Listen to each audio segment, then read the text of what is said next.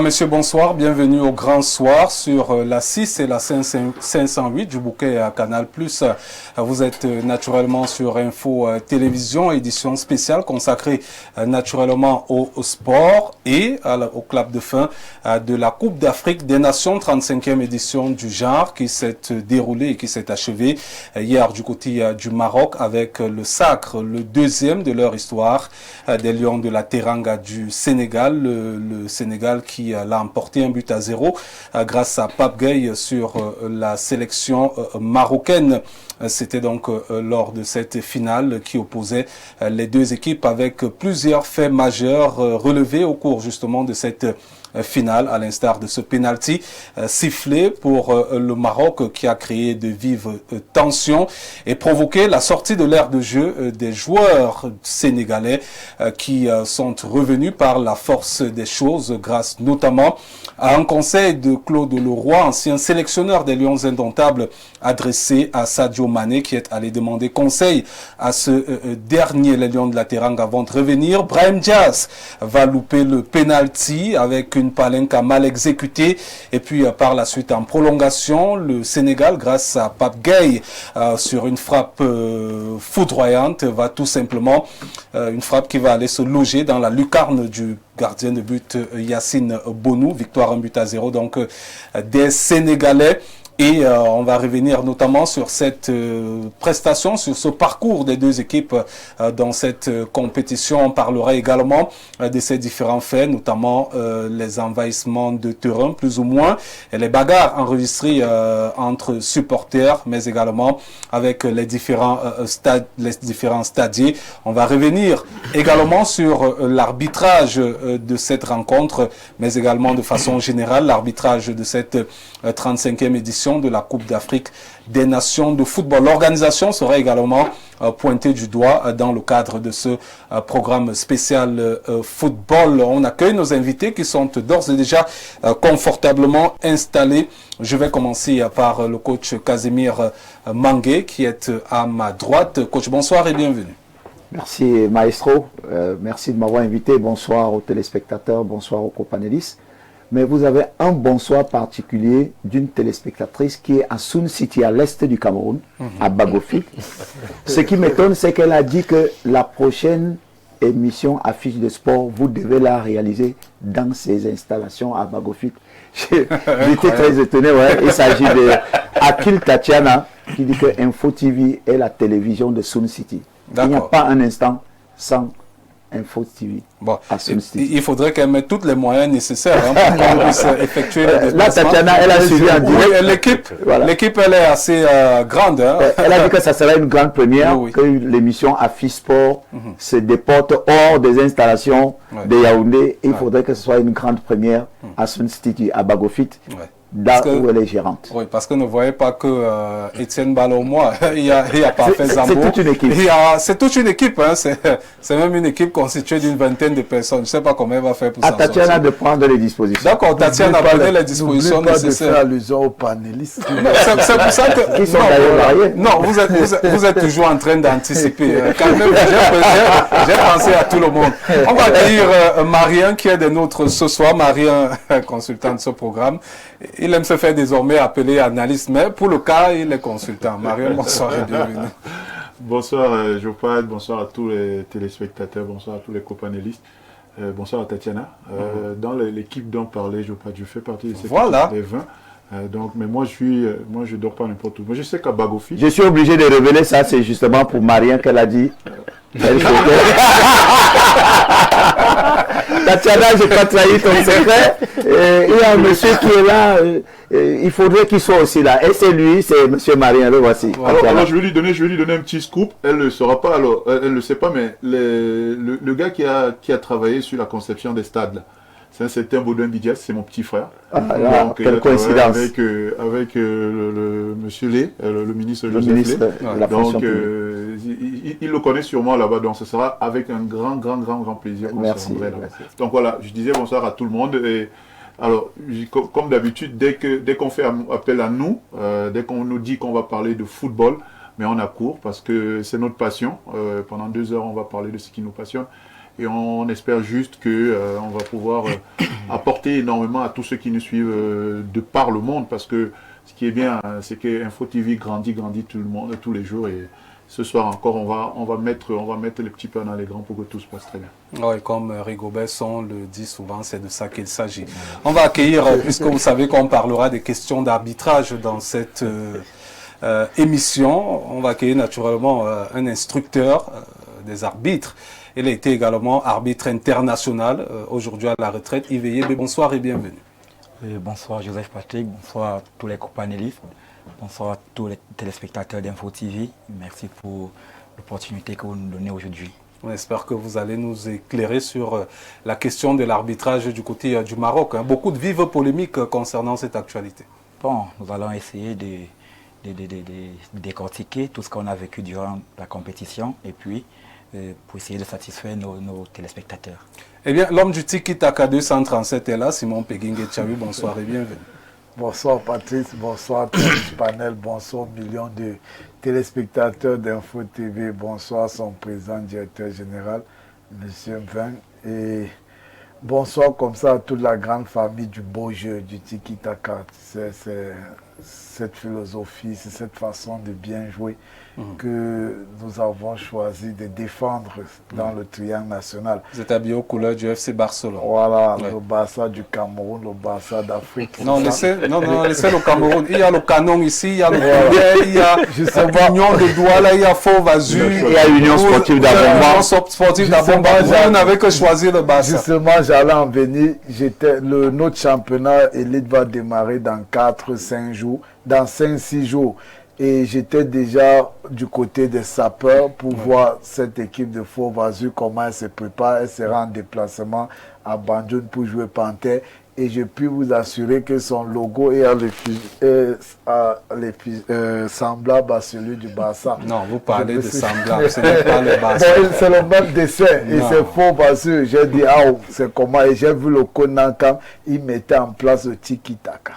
Voilà, merci Simon Peguingue Tchayo. On va rester avec la valse des entraîneurs sur le plateau. Ils sont nombreux. Vous savez, des questions techniques. Il faut avoir des entraîneurs chevronnés. Et on va accueillir Bertrand et Luna. Lui, il a été entraîneur dans le canon sportif de Yaoundé. Je ne sais pas si le canon lui doit encore de l'argent parce qu'il y a certains entraîneurs qui m'ont fait savoir qu'ils ont encore des aérés du côté du canon sportif de Yaoundé. Bertrand et Luna, bonsoir et bienvenue.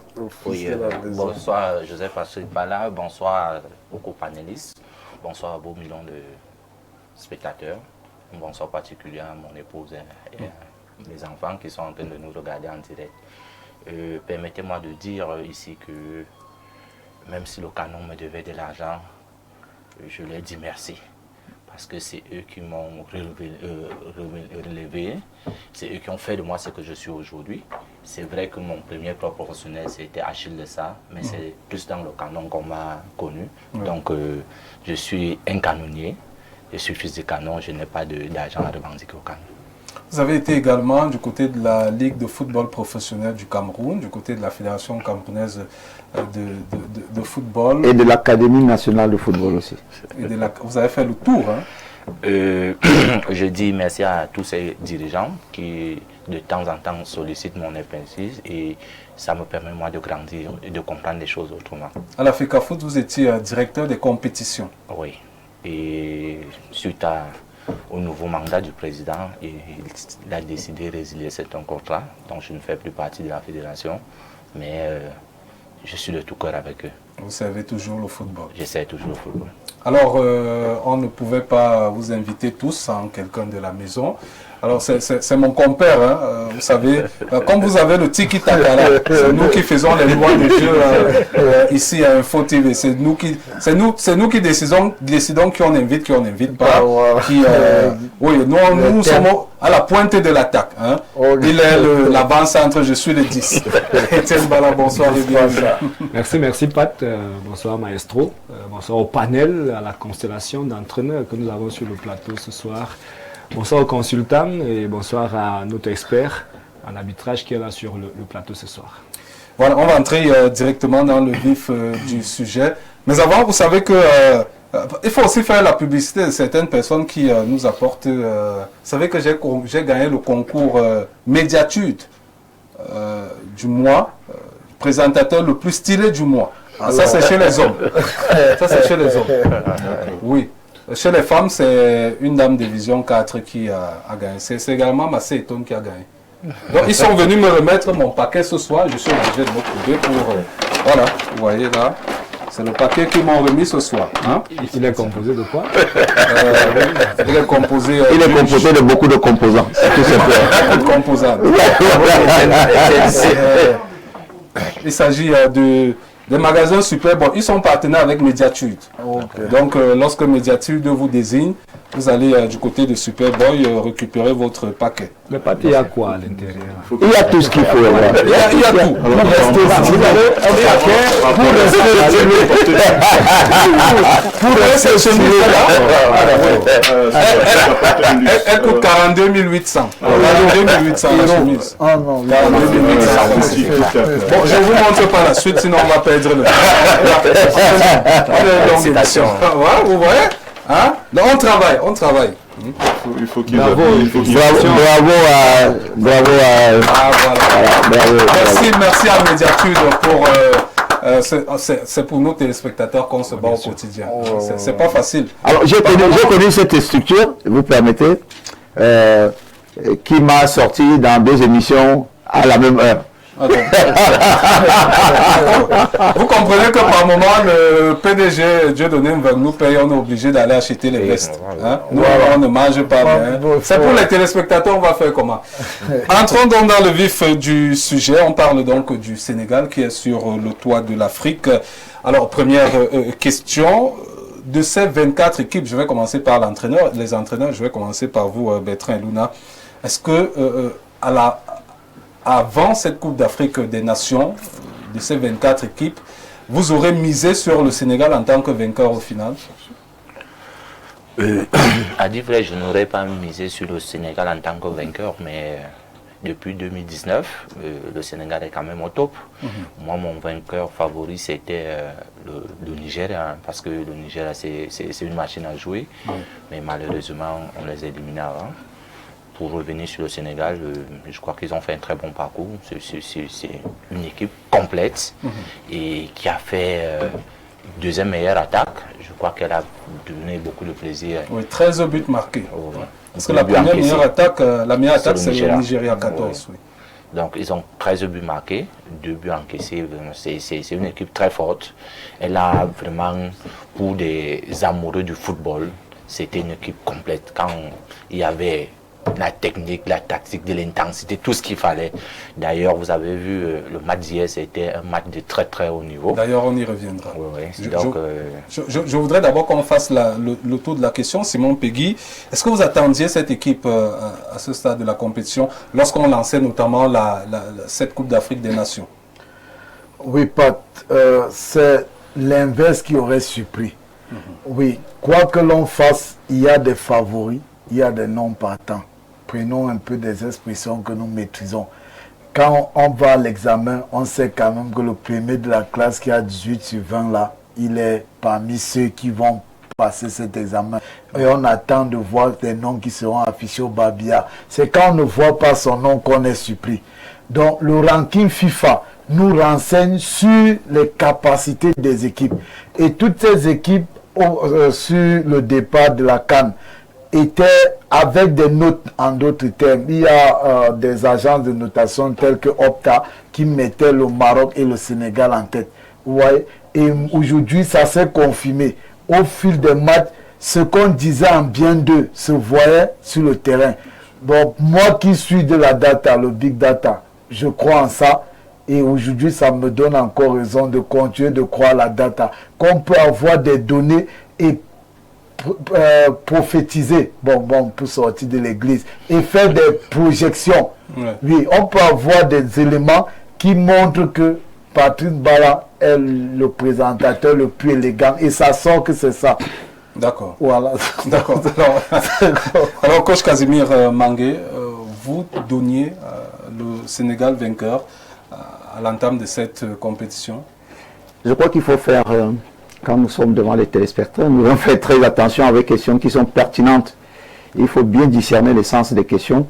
Et je suis étonné parce qu'il parle des dates qui donnent souvent des orientations. Et quand il dit que il trouvait le Sénégal vainqueur de cette CAN, je crois que c'est trompé un peu. Parce qu'en réalité, quand on voit le ranking mondial, je crois que la première nation africaine, c'est le Maroc. C'est le Maroc. Le pays organisateur, c'est le Maroc. Le contenu que propose le Maroc depuis, c'est le Maroc. Moi, je m'étais trompé, ça il faut dire la vérité. Lorsque j'ai vu le match Sénégal-Angleterre, j'avais la certitude que maintenant, le Sénégal serait un prétendant, mais pas un vainqueur. Moi, le vainqueur, j'avais pensé au Maroc qui était meilleure nation d'Afrique, qui était pays organisateur. Ce sont les éléments qui m'avaient fait croire que c'était le Maroc. Maintenant, quand j'ai vu la compétition, le début de compétition, pour moi, le favori, c'était le Nigeria, compte tenu de ce que le Nigeria proposait. Mais, honnêtement, personne ne pouvait imaginer. J'ai dit, même les Sénégalais n'étaient pas sûrs que c'est eux qui gagneraient cette Coupe d'Afrique des Nations parce que ça ne se jouait pas chez eux, ça ne se jouait pas loin du Maroc qui était meilleure nation africaine. Donc, je ne peux pas croire un seul instant que je ne me suis pas trompé. Je pense que je ne pouvais pas imaginer que le Sénégal serait champion d'Afrique parce que devant le Sénégal se trouvait un certain Maroc, pays organisateur en plus. Alors, Marian, vous attendiez au Sénégal, à ce stade de la compétition, même lorsqu'on a vu les Sénégalais dans la phase de poule, c'était pas trop ça. C'est vrai que l'équipe gagnait, mais ça n'avait pas le parcours d'une équipe qui... Ça rassurait pas. Voilà. C'est souvent très difficile de commencer à tirer les conclusions dès qu'on regarde les matchs de poule. Les matchs de poule c'est quand même des matchs à part au final. Hein. Il y a des matchs où, par exemple, je me rappelle du troisième match du Cameroun contre le Mozambique, je voyais les gens essayer d'analyser ce match alors que les deux équipes, on leur avait déjà dit qu'elles étaient en huitième de finale. Donc c'est difficile très rapidement sur des matchs de poule de commencer à classer les gens. Moi, je vais revenir un peu à ce que disait le coach Peggy. Franchement, quand on disait aux gens quelles sont les équipes qui, selon vous, peuvent aller au bout, on avait, comme le dit le coach Casimir, oui, le Maroc, pays organisateur, ça clairement tout le monde le pensait. Mais quand on oubliait le pays organisateur, le premier pays qui venait tout de suite comme ça à l'esprit, qui nous venait à l'esprit, c'était le Sénégal. Le Sénégal qui a fait bonne impression. Hein. À chaque fois, le coach Casimir a parlé du fameux match contre l'Angleterre, mais il a oublié le match au Stade des Martyrs, où les gars ils reviennent du Diable Rover, ils sont menés 2-0 contre la belle équipe, parce que ça c'est pour moi, la belle équipe du Congo, elle est vraiment belle, c'est pas survendu, c'est une très belle équipe. Et donc quand les Sénégalais reviennent au score et dominent cette équipe, ça veut dire que c'est une équipe qui a déjà des certitudes. Moi ils m'ont impressionné 2 fois, 3 fois plus, parce que quand vous voyez l'équipe qui était au terrain, vous voyez les remplaçants, mais ils sont titulaires dans tous les autres pays. Et là, tu te dis, ceux-là, ils ont un super groupe, parce qu'on me parle du Nigeria. Le Nigeria, le premier truc qu'ils ont, qui manque de plus en plus en Afrique, c'est le côté physique. C'est-à-dire que quand tu vois les Nigérians, ça te rappelle les équipes africaines d'antan. Mais le Sénégal a quelque chose de particulier. Ils ont 2 équipes, mais 2 équipes hautement compétitives. Hier, Iliman Diaya a tout de suite mal à la cheville. Tu vois Ismaël Assar aller s'échauffer. Hier, tu vois Lamine Camara avoir des soucis. Tout de suite, tu vois Pape Matar Sarr aller s'échauffer. Tu dis, wow, même Koulibaly qui est incroyable. Ouais, voilà. Ouais.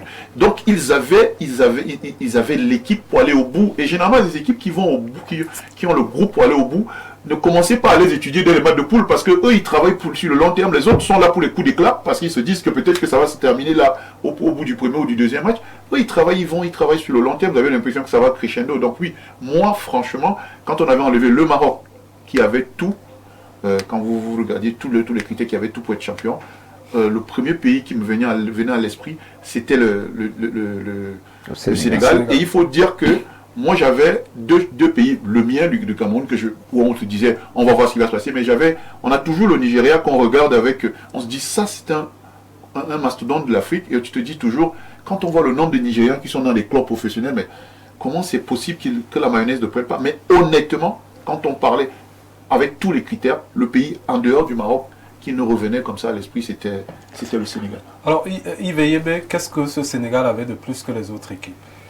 Moi, je dirais que cette équipe du Sénégal avait un mélange d'anciens et de la jeune génération qui a faim, qui a envie de démontrer quelque chose de très particulier, tel que Marion le disait déjà.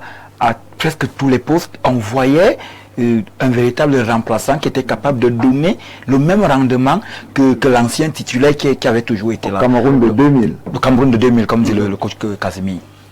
Donc pour vous, la profondeur véritablement. Alors, Etienne Bala, il y a des propos de Ladi Diouf, qui est cet ancien joueur sénégalais qui malheureusement a perdu la finale face au Cameroun en 2002, il s'en souvient. D'ailleurs, il n'a jamais digéré cela. Qui a déclaré dans cette Coupe d'Afrique des Nations, c'était après la demi-finale, que lorsqu'il voyait cette équipe et ses joueurs, anciens comme jeunes, ils avaient un calme effrayant.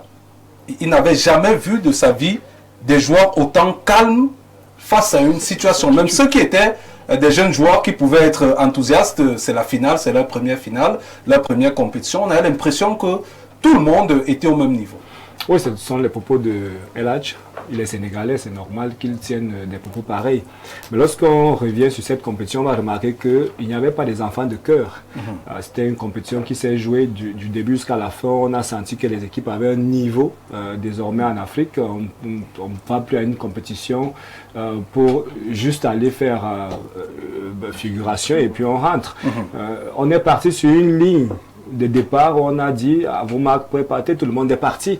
Maintenant, ça s'est joué beaucoup plus, les entraîneurs sont là sur le plan tactique et autres. C'est-à-dire qu'il fallait arriver à ce niveau pour faire éliminer certaines personnes. Et c'est là où beaucoup de nations sont tombées. Je vais rejoindre Marien tout à l'heure. S'il fallait regarder qu'est-ce qu'on attendait au Sénégal sur la dernière ligne, moi je dirais tout de suite non. Parce qu'il y avait des équipes qui nous ont montré de bonnes choses dans cette compétition, y compris le Cameroun.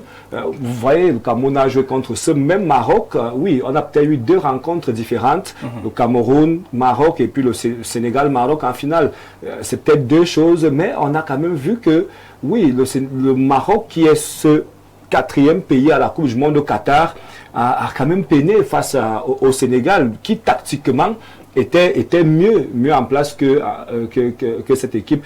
C'est simplement pour dire que si moi il fallait miser peut-être sur une équipe, ce n'est pas le Sénégal que j'avais vu. J'avais vu également, comme le coach Mangué le disait tout à l'heure, le Maroc qui organisait la compétition à la maison. Le Maroc qui est cette équipe qui rentre de la Coupe arabe des nations vainqueurs et qui revient quand même jouer justement à cette Coupe d'Afrique et qui s'est dit on va tout rafler. Et lorsqu'on regarde les joueurs qui sont au sein de cette équipe, on s'est dit que c'est une belle génération, une bonne génération qui peut tout gagner tout de suite. J'étais un peu contre le fait que, peut-être on va en parler encore tout à l'heure, contre le fait que le Maroc s'est mis les garde-fous autour de cette équipe, c'est-à-dire, comme nous avons organisé, nous devons également gagner. C'est-à-dire qu'au-delà de la compétition sur le terrain, il fallait peut-être jouer notre compétition au-delà des terrains. Mais on n'avait pas besoin de ça parce que l'équipe du Maroc, avec cette constellation de jeunes et autres qui vont assez vite, qui ont des atouts pour gagner n'importe quelle équipe. Et ça c'est vrai, on n'avait pas toujours besoin qu'il y ait des choses autour et tout le reste. Donc, moi je pense que oui, j'avais misé pour le Maroc, mais bon, le Sénégal qui revient aujourd'hui a des atouts parce qu'on sort de 2021 au Cameroun, on observe 2023 en Côte d'Ivoire et puis on s'est dit que oui, on peut aller chercher 3 finales sur 4. Ah oui, 3 finales sur 4 et ça s'est vu. Donc moi je pense que ça se jouait, soit le Maroc, soit le Sénégal, les deux sont à un titre, il fallait naturellement un deuxième titre pour s'il te plaît, Maestro, vous avez fait allusion à quelque chose de très important. Vous savez que nous avons également le devoir des pédagogues sur les plateaux. Le calme est un atout pour optimiser la performance. Et moi, j'ai toujours pris l'exemple du chat. Quand le chat veut attraper la souris, il n'a qu'une seule arme. C'est d'abord son calme. C'est tout à fait normal que cela ait caractérisé l'attitude des Sénégalais. Ils savaient que c'est ce calme qui allait leur donner beaucoup d'énergie. Et c'est ça qui fait de la souris une puissance dans ses griffes. Parce que quand il va arrêter la souris, le chat, quand il va arrêter la souris, il est obligé de se calmer. Il ne fait pas ce qu'a fait une nation qui est quand même sortie 3e, qui s'est révélée dans les faits divers. Et dommage, c'est des images. Moi je pense il faut le savoir, chaque fois que vous voulez réussir, vous êtes obligé de vous calmer. Même dans la colère, quand vous voulez agir, vous êtes obligé de vous calmer. Donc, c'est Diouf a eu raison. Il s'était rendu compte que ce calme allait accompagner ces joueurs. Et c'est important de le rappeler. Le calme est une arme, est un élément, est un argument quand on veut optimiser une performance. Alors, Bertrand et Luna, avant Simon Peggy, hein, on parle de calme, mais on parle également de chiffres. On s'est rendu quand même compte que des équipes qui avaient des chiffres à peu près similaires, outre le Nigeria, on avait justement ce Maroc qui, jusque-là, n'avait qu'un seul but encaissé. C'était sur penalty. D'ailleurs, on a vu la prestation magistrale de Yacine Bonou lors de cette finale qui prend seulement son deuxième but de la compétition. Et même ce Nigeria termine la compétition, enfin ce Sénégal termine la compétition avec seulement 2 buts encaissés, mais 13 buts marqués. Vous avez parlé de cette deuxième meilleure attaque sénégalaise. Est-ce qu'on ne va pas dire que aujourd'hui, après l'élimination du Nigeria, qui semblait être favori après le Maroc selon certains, ce Sénégal-là avait des arguments? Oui, le Sénégal avait des arguments, mais je continue à dire, quand vous dites après le Nigeria était premier, parce que le Nigeria sort d'une finale hein, oui. En 2023. Ouais. Et quand vous voyez le Nigeria se déployer sur le terrain, c'est une machine à jouer. Mais je vais vous dire, le Sénégal, plus on avançait dans la compétition, plus il surprenait agréablement. Hier, ça a été une petite leçon de football sur le plan tactique. Parce que après un certain moment, quand le coach s'est rendu compte qu'ils sont en train de se neutraliser, il est passé à un 3-5-2. Il a modifié son système et ceux qui sont entrés ont mis en mal. C'est même là où le Maroc a commencé à avoir véritablement des... Ça veut dire que tactiquement, Pape Thiaw a pris le dessus sur Walid Regragui. Oui. C'était l'une des forces de l'entraîneur marocain. D'ailleurs, on l'a vu face au Maroc et même face au Nigeria, en neutralisant les hommes de base de ces équipes-là. Parce que Walid a un souci, c'est que le peuple marocain critique sa manière de jouer. Parce qu'on dit qu'il est en train de comprimer tout ce qu'il a comme un peu de talent et tout. Il veut se concentrer beaucoup plus sur le plan tactique. Oui. Et hier, il a été bouffé sur ce plan. C'est-à-dire que s'il n'avait pas eu, je vais dire que le Sénégal a eu un peu de malchance parce qu'on pouvait marquer 2-3 buts avant que l'incident... Bonou ne soit pas meilleur pour rien. Parce que là, l'entraîneur sénégalais a modifié son système à partir de la 70e minute. C'était plus le même match. Et l'entraîneur marocain s'est retrouvé dans toutes les difficultés possibles. Alors Simon Peggy, ce match démontre la puissance des entraîneurs africains. Jusque-là, on ne voyait pas trop Pape Thiaw. Il a fallu cette finale pour que Pape Thiaw étale l'étendue de son talent. Juste avant la finale, c'était plus Walid Regragui avec les exploits face au Cameroun et au Nigeria. Et là, on voit un autre profil, on voit quelqu'un qui apporte une autre touche en tant que manager d'un banc de touche. Oui, je vais toujours rester un peu dans le volet de la data. Les données qu'on avait par rapport à cette Coupe d'Afrique, allez dans toutes les agences, vous allez voir que le Maroc qui était première nation africaine et le Sénégal qui était deuxième, l'arbre de la compétition était tel que ces deux équipes vous offrent une meilleure finale, un peu comme Nadal et Federer. C'est comme ça que la compétition est conçue, pour que les meilleurs jouent les derniers rôles et offrent le meilleur des spectacles. Mais la data peut aussi se tromper. On n'en disconvient pas, mais à 99, 80, 90% un match. Et c'est ça qui est bien. Et quand tu regardes au fond, tu comprends qu'ils ont réussi où? Marion est entré un peu en profondeur là-dessus. L'équipe du Sénégal, c'est une équipe capable de se transcender. Elle est capable, on parle aujourd'hui des systèmes hybrides. Elle peut constater que ça ne marche pas avec Ndiaye. On te dit, ok, on va lancer Ismaël Sarr, qui viendra pour le même boulot, ou au moins il a un autre profil, et ce n'est pas un débutant, c'est un titulaire en club. Donc c'est dit, il a les données, il a les moyens, c'est un peu ça les data analystes, et ils en avaient dans leur club. Quelqu'un qui te dit actuellement c'est tel profil qui va dans ce genre de situation, et on a ce profil et on le met, il travaille. Donc ça a permis au Sénégal de pouvoir déjouer. Regragui, lui... Mais c'est un débutant qui a gâté le match d'hier, si on parle au Congo quartier, le petit du Paris Saint-Germain. Il n'est pas débutant, il a un profil. Comment vous pouvez dire qu'il n'est pas débutant? Non, sa première coupe d'Afrique. C'est un jeune sorti du centre de formation. Quand on est professionnel, s'il vous plaît, quand on est professionnel, ça veut dire qu'on comprend la chose. On n'est pas vieux par rapport à l'âge. On n'a pas vieux par rapport à ce qu'on comprend. Donc quand un joueur de 16 ans, je vais vous poser une question. Étienne et moi, nous sommes à près de 15 ans de métier. Donc, si quelqu'un arrive, là, il est sur le même plateau que nous, nous sommes... S'il comprend, il y a le génie, n'hésite pas. Il y a des enfants qui ont le bac à 14 ans. C'est pas ça l'église. C'est quoi l'expérience finalement? S'il vous plaît, il n'est pas exclu que quelqu'un qui a la maîtrise, il n'est pas arrivé, on ne le met pas par hasard. On le met parce qu'il a quelque chose qui peut apporter. On n'a pas de Bon, Simon Pégou, non, oui, je vais vous poser une question assez simple. Est-ce que vous pouvez aujourd'hui vous dire que vous êtes d'égal à égal avec, par exemple, Casimir Mangué en termes d'entraîneur? Tu appelles quoi égal à égal? Non, je reviens. Nous voici sur le même plateau que lui, n'est-ce pas? Je suppose que je peux répondre aux questions peut-être que lui... Bon, on peut peut-être... Non, moi je reste sur le cadre. C'est la même chose, c'est le jeu. On te dit, est-ce que Baye peut jouer? Oui. On ne regarde plus son âge. Est-ce qu'il peut jouer? Oui. Ça veut dire qu'il a acquis plus vite et rapidement les capacités à pouvoir jouer. Pourquoi ne pas lui reconnaître ça? Moi, je vais même... Alors, je vais expliquer. Coach Peggy, moi. Moi, je peux aider le coach Peggy. Vous savez, à un moment donné, quand tu fais entrer Ibrahim Baye, c'est sur la percussion. C'est tout. Et il a ça. C'est peut-être un vieux n'a pas. C'est que là, à ce moment-là du match, on sait que celui qui est passé avant a peut-être amené le latéral, le défenseur en face à un certain niveau de fatigue que le petit Mbaye va pouvoir exploiter sur sa percussion, sur sa vitesse et sur son explosivité. Ce n'est pas une question d'âge. Voilà. Non, je crois que la question a été mal appréhendée. Maria,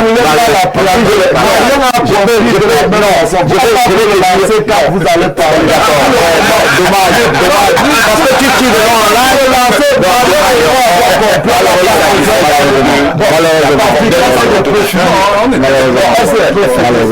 Tu as tout à l'heure parlé du Cameroun que le Maroc a neutralisé et du Nigeria. C'était à quel niveau? Ce sont des équipes où quand tu retires Iwobi, tu le remplaces par qui?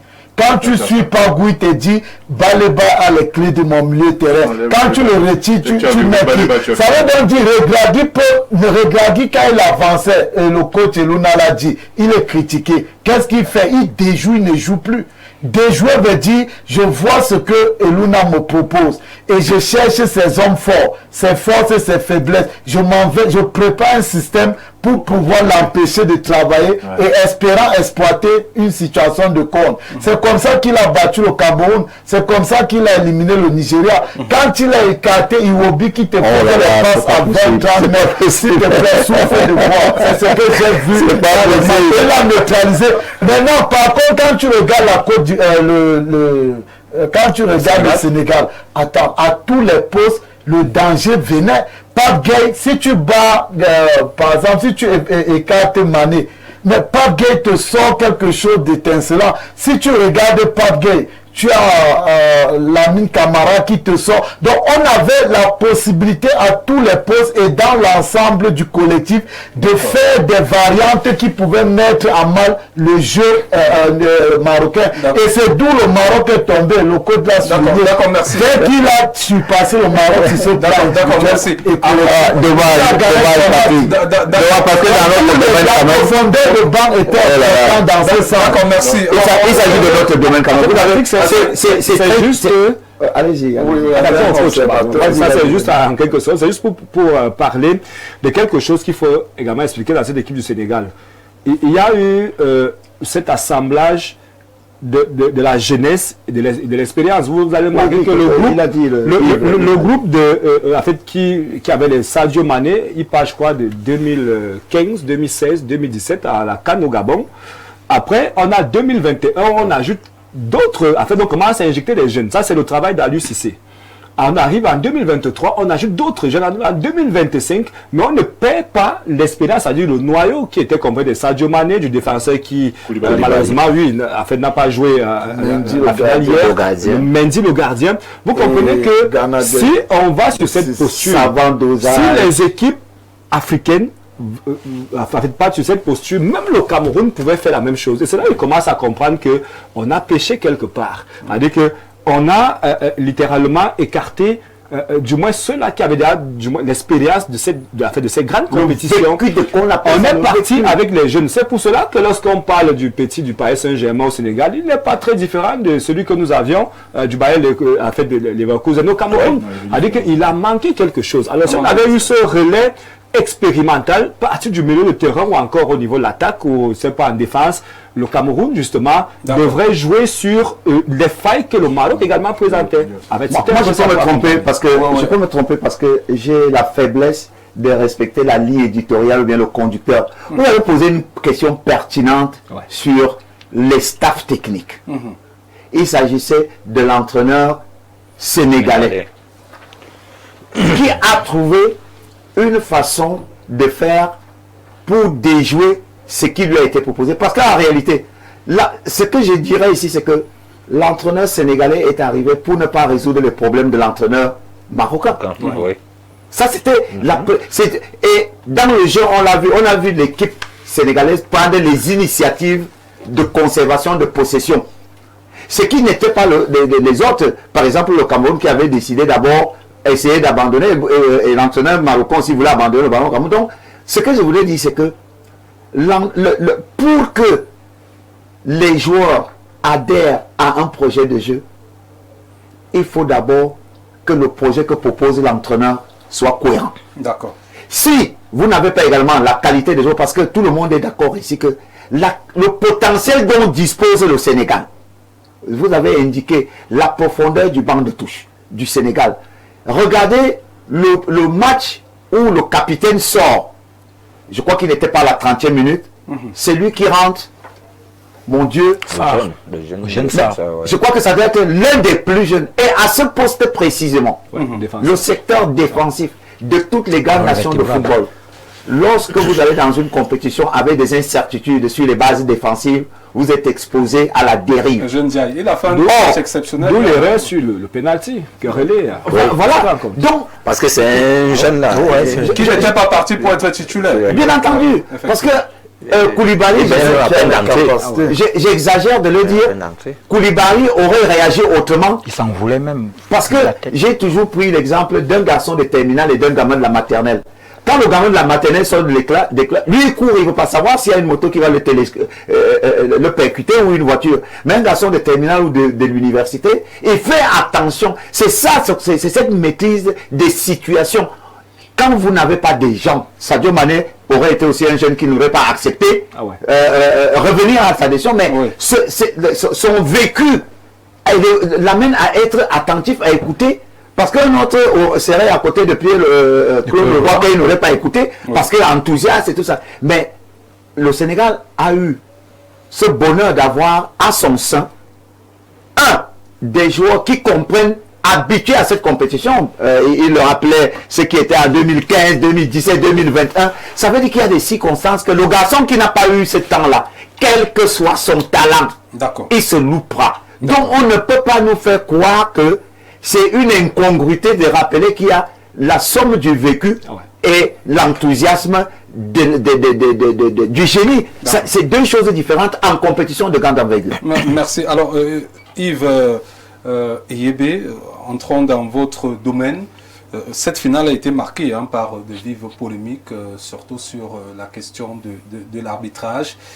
Et cela est intervenu, surtout après le pénalty accordé aux ultimes secondes du temps réglementaire à l'équipe marocaine. Déjà, première question, pénalty ou pas? Pénalty, en tant qu'arbitre.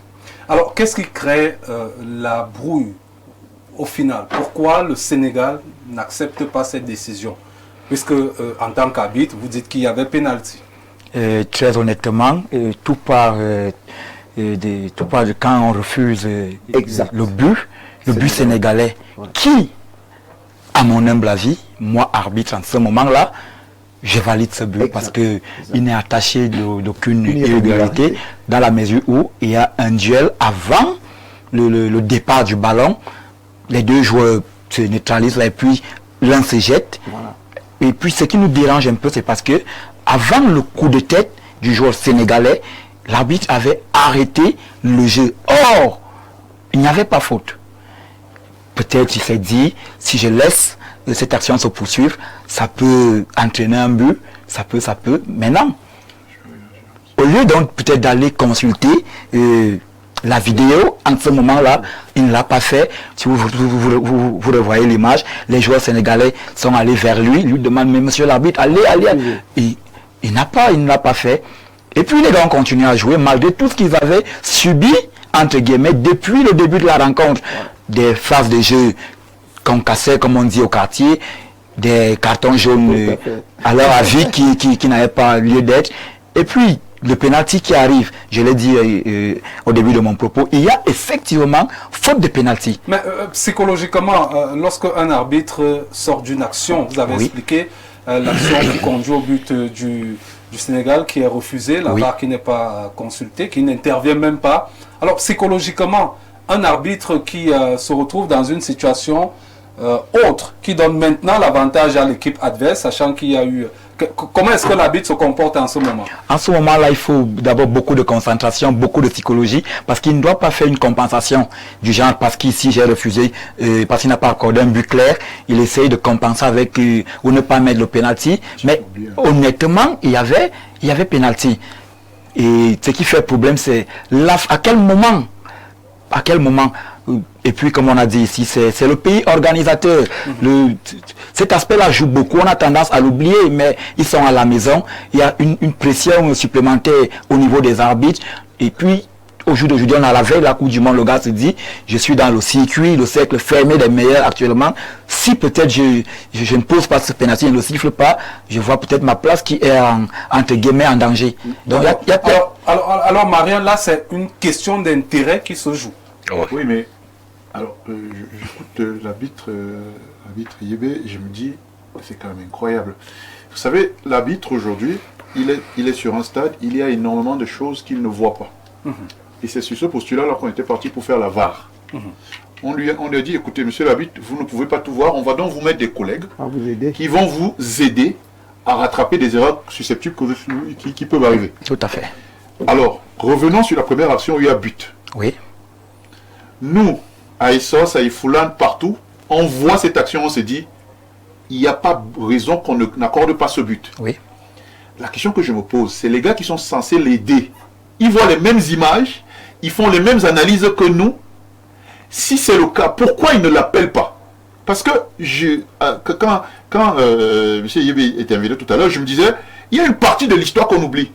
Sur la première action, sur le but sénégalais qui devait être validé, les gars de la VAR ne l'appellent pas. Parce que c'est lui, il y a deux choses, on dit, il peut appeler la VAR. Non, les gars de la VAR peuvent aussi l'appeler pour lui dire, écoute, tu es passé à côté de quelque chose. Alors, je ne sais pas si c'est comme ça. Effectivement, je vais essayer de définir un peu comment est-ce que la VAR doit intervenir. C'est très important. Okay. Au moment du coup de pied de coin, qui est le corner, l'arbitre, en ce moment-là, doit laisser l'action se poursuivre jusqu'au bout.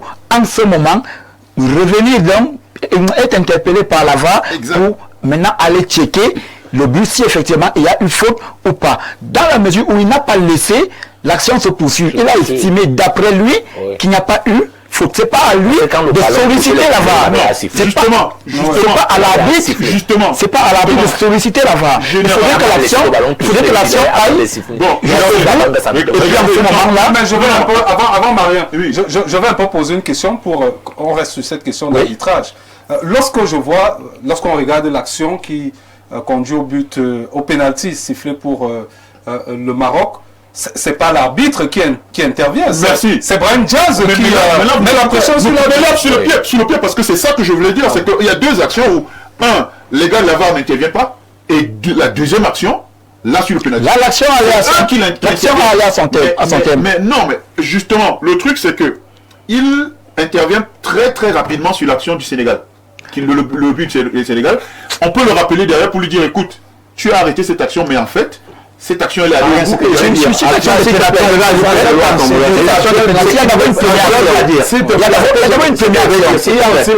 veut pas dire, c'est qu'ils le savent. Toutes les situations dans la surface de réparation, on demande un instant d'analyse, d'observation. Oui. Il n'y a donc pas de raison, il n'y a rien qui justifie qu'il siffle plus vite. Que pareille situation ne soit pas, même après 30 secondes. Oui, checker. Même si ça se joue, on peut encore revenir. On parlait bien des situations dans les surfaces. Exactement. Tout à l'heure, il y a une autre situation, vous vous souvenez, on a dit qu'il y avait une faute, le défenseur avait pris de la main, il y a un match, et ça ne me vient pas en mémoire, on est allé revoir là-bas, on a dit que la main était hors de la surface, mais on n'a pas sanctionné par un coup franc qui devait donc être direct hors de la surface de réparation. Ça, c'est pour relever les insuffisances. Oui, ça dit vous sifflez. C'est que l'arbitre ne serait pas la VAR. C'est l'arbitre qui avait sanctionné. Ce que je veux demander justement à Yves, est-ce que là, on n'est pas dans une question d'interprétation? L'arbitre a sanctionné, il a posé. Attendez. Il a cru que c'était le penalty. S'il te plaît, attends que je termine. S'il te plaît, c'est toi qui me l'as dit. C'est que il y a eu une faute de main. L'arbitre a sifflé. Il a sanctionné que c'était un penalty. La barre l'a appelé pour lui dire que c'est hors des 16 mètres. Même venir encore poser ce ballon hors de 16 mètres. Donc pour l'exécution du coup franc, on a plutôt remis le ballon à la pour dire quoi? Que la VAR et les arbitres, rien que pour... Bon, il paraît que je suis déjà en train de je pense à mon... Je préfère arrêter là. Moi, je pense que le collègue Jean-Jacques Ndala, qui a bien commencé son match, en ce moment-là, au moment du but sénégalais, aurait pu laisser l'action se poursuivre, aller même vérifier et venir décider, genre, voilà, il n'y a pas de but. Oui. Ok. Et puis, quand le penalty arrive, il siffle ce penalty là, et puis ça continue normalement. Mais il y a quelque chose qu'on oublie. Si vous revoyez bien l'action qui entraîne le penalty, le coup de pied de coin, le corner qui part pour le Maroc, il y a une position de hors-jeu que les joueurs sénégalais réclament. Voilà, il y a une position de hors-jeu qui entraîne le coup de pied de coin. Ça veut dire qu'en ce moment, si là-bas allait appeler, on allait voir ça. Ils sont même arrêtés, ils ont levé la main et puis tout. Mais la polémique a commencé. Tout part de là. L'arbitre assistant qui était peut-être en retard ou pas, je suis mal placé pour le dire, parce qu'il n'était pas sur le terrain, mais ils ne le font pas aussi volontairement. Ils se sont bien alignés, ils ont dit, il y a certainement un jeu. Et c'est ça qui entraîne le penalty. Dieu merci pour eux. On ne serait même pas arrivé au coup de pied de coin qui a utilisé le penalty. D'accord. S'il te plaît, j'ai vu une autre lecture. Je me suis rendu compte que dans cette CAN, les Sénégalais, la réaction qu'ils ont posée est conséquente à ce qu'on a vécu durant la CAN. Est-ce que vous savez qu'il a fallu que le Mali revendiqua de force pour qu'on allait voir son penalty. Et ça, je peux vous dire que c'est un scandale. Ça a flotté dans la tête des gens. Parce que plusieurs fois, tu avais l'impression que la VAR était à 2 ou 3 vitesses. Voilà. Selon le pays qui demandait. Et il fallait même revendiquer pour en avoir un gain de cause. Il y a même un truc qui doit déjà évoluer au niveau de la VAR. Je vais vous dire, il y a un truc qui doit déjà évoluer au niveau de la VAR. Ça se passe comme ça au tennis, ça se passe comme ça au basket. Il faut qu'on ait des challenges. C'est-à-dire qu'on ait la possibilité de dire à monsieur l'arbitre, allez revoir cette action. Et c'est même terrible parce que nous, les téléspectateurs, on voit des trucs. On se dit, soit on voit mal, soit on ne comprend plus rien au football. Parce que les gars qui sont dans le camion, tu dis, mais qu'est-ce que vous voyez? Mais Marion, la sélection des arbitres. Vous avez vu le penalty, ils ont montré un seul angle. Mais ils ont montré que l'angle sur le dos de la quelque chose que ils n'ont pas montré l'angle de face. Pas seulement depuis le début de la rencontre, le réalisateur avait du mal à remonter avec tous les angles. Moi, j'ai du mal. Attendez, il a parlé d'une action là, c'était sur le match Afrique du Sud. Le coach et moi disons la même chose. Mais ça, ils n'ont pas du mal. Ils choisissent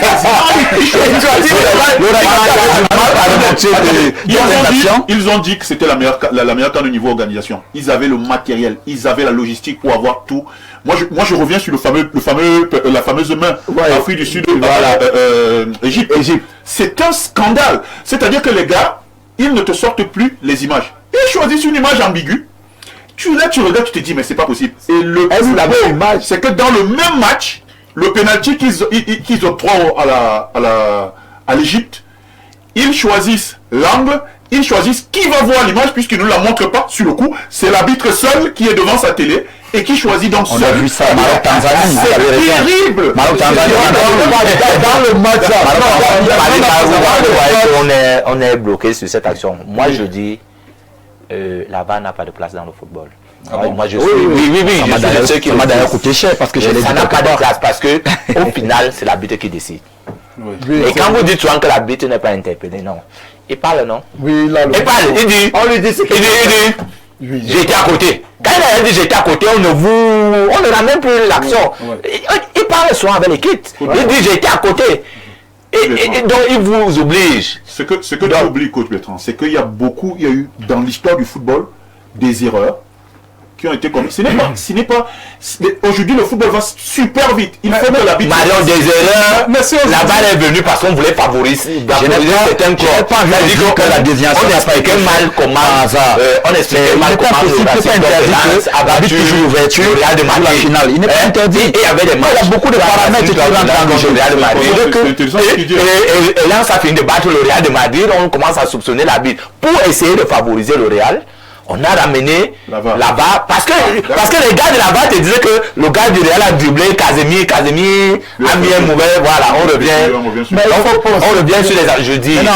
La FIFA a reversé de l'argent à l'Irlan du Nord pour le but marqué par la main de. On avait déjà éliminé l'Irlan du Nord. On ne peut pas raconter les histoires là. On avait déjà éliminé l'Irlan du Nord. Au niveau des buts, on avait des canons. Merci. La VAR n'a pas de place. D'accord. N'accusez pas les gars de la VAR. Ils ont certainement interpellé l'arbitre sur le but du Sénégal. Mais le gars avait sifflé avant. D'accord. Et le gars te dit, j'ai sifflé avant parce qu'il y avait faute. Souvenez-vous, en 98, on m'a marqué 2 buts. On habite à refuser. On commence à vous dire qu'il y a eu charge avant que Mam n'était et tout et tout. Non, mais justement, c'est ça le problème. C'est que sur le but du Sénégal refusé, l'arbitre s'est trompé. Oui. La VAR est là pour corriger même Maria. Là où je suis aussi en train de dire que même sur le penalty, au départ, il n'a pas sifflé. Il s'est aussi trompé là-bas et la VAR l'a ramené. Là où j'essaie de comprendre ce que Bertrand dit, c'est que, bon, vous venez d'illustrer un fait. C'est que la VAR doit interpeller sur une action. La VAR n'interpelle pas. Mais sur une autre, il interpelle. Je voulais dire que la CAN, c'est l'une des plus grandes compétitions au monde, nous le savons tous. Ça commence déjà à monter énormément.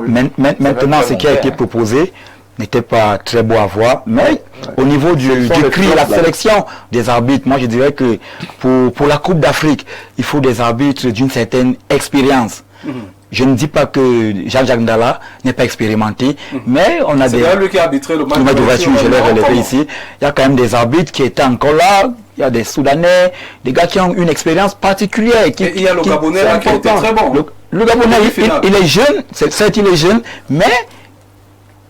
Pour des techniciens de la chose, il y a encore des petits manquements.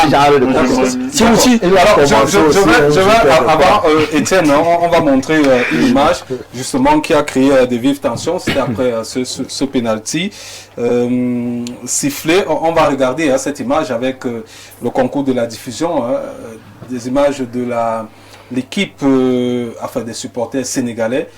Qui était très courroucé justement à l'issue de ce penalty.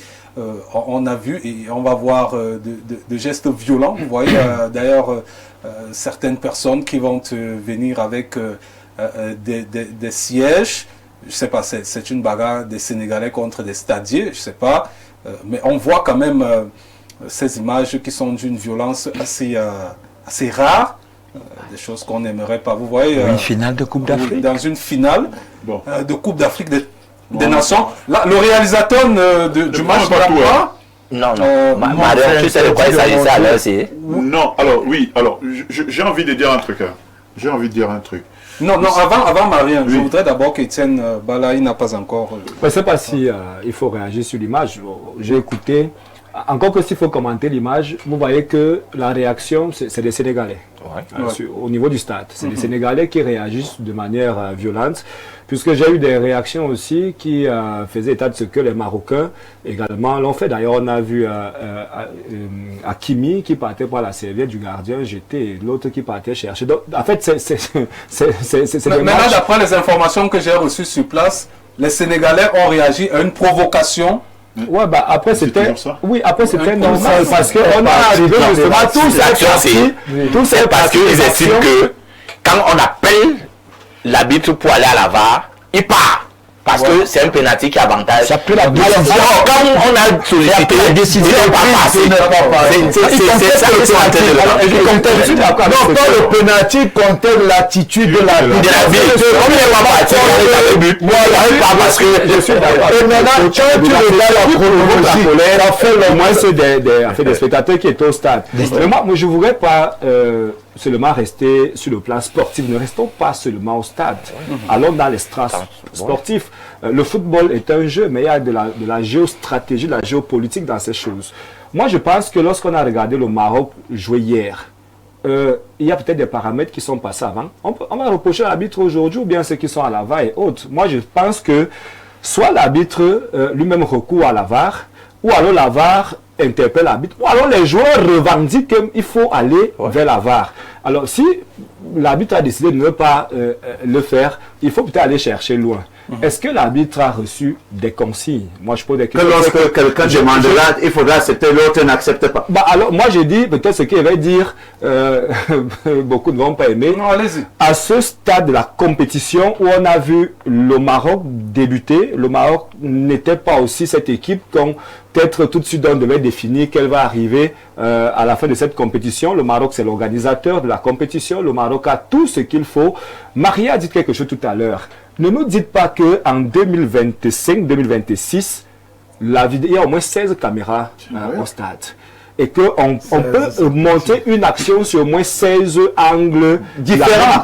Justement. Alors, si on ne le fait pas, interrogeons-nous. Pourquoi l'arbitre ne le fait pas? Pourquoi l'arbitre refuse? On n'allait pas demander le secret des anges. Bah, vous êtes arbitre. On sait. Vous êtes arbitre. Vous-même. À ce niveau-là, c'est pas facile. Si vous voulez, on peut revenir au Cameroun. On a vu un arbitre diriger au moins 3 matchs en quelques temps. Moi, ça me marque. Comment c'est possible que le même arbitre habite un même pays dans une même compétition? Maria, au cas où on a vu un arbitre. C'est pas interdit. Non, mais comment c'est possible? Au fil de la compétition, même en Coupe du Monde, on le vit. Même en Coupe du Monde, on le vit. Mais vous voyez, on les a gagnés les Égyptiens qui ont que le gardien qui habitait leur match est de l'Afrique de l'Ouest. Comment est-ce qu'il était possible qu'il vienne habiter leur match? Mais on a pris un Algérien pour jouer le match du Cameroun.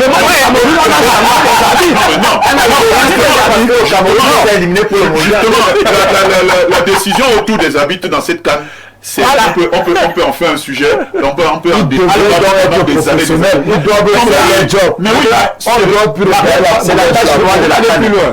Vous êtes en train justement d'éclairance dans le chose. D'aller plus loin. Dans ce sillage, du moins des arbitres. Alors, l'arbitre qui refuse naturellement de valider le but. Mais il y a pénalty. Le pénalty qu'on ne demande pas sur plusieurs ans d'ailleurs. Est-ce que nous sommes d'accord d'abord qu'il y a pénalty? Il y a pénalty. Non, on est d'accord qu'il y a pénalty. C'est cet angle.